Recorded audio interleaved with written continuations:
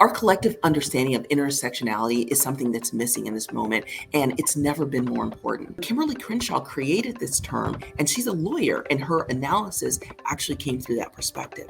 In the early 1970s, there was a Black woman named Emma DeGraffenreid, Reed, and she, along with 4 other Black women, claimed that they were being discriminated against at General Motors, which was their place of employment, because of their identities as Black women. And specifically, there were about 155 Black women that were employed at General Motors, and all but one of them were laid off. But when DeGraffenreid got to court, her employer explained that General Motors couldn't possibly be discriminatory. They explained that they hired Black people and they hired women, so they couldn't possibly be discriminating on the basis of race or gender. But what they failed to acknowledge was that General Motors had a particular hiring practice, and that was that the Black people that they hired were all men, and this was to do mechanical work or to work on the assembly line. And then the women they hired, they were all white. So even if they didn't have a formal hiring policy, which is what they claimed, there was certainly a hiring practice, and that practice was reinforced by both race and by gender. Now, I want to give you a bit of the backstory here because you won't get this in the Cliff Notes version of the stories, but it's always the details that matter. Before 1970, laws in Missouri wouldn't allow women to work more than 9 hours a day. And for that reason, General Motors didn't hire women to work on the assembly line. And we understand the reasons. Those are obvious. It's because the assembly line would break down if on the line mid-shift someone had to transition.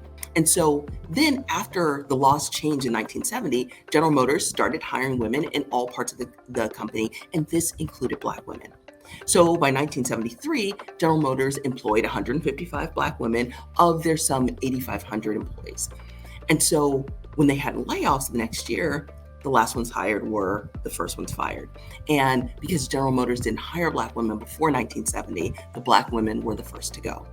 So because of General Motors' hiring practice specifically for Black women, by design, they were hired later, and so they were fired first. And in the end, the judge ruled that it was unfair that Emma DeGraffenreid could sue on the basis of both race and gender because Black men couldn't claim discrimination on the basis of race and gender, or white women couldn't claim discrimination on the basis of race and gender. But the thing is, these Black men and these white women didn't need protection based on 2 identities. But DeGraffenreid and these other 4 women did. Their experience was one that was exclusively felt by someone that was marginalized by both race and by gender simultaneously. So we're left to wonder, how could this happen when there are employment protections for both race and gender? In this scenario, employment discrimination protections failed at the only thing they were created to do.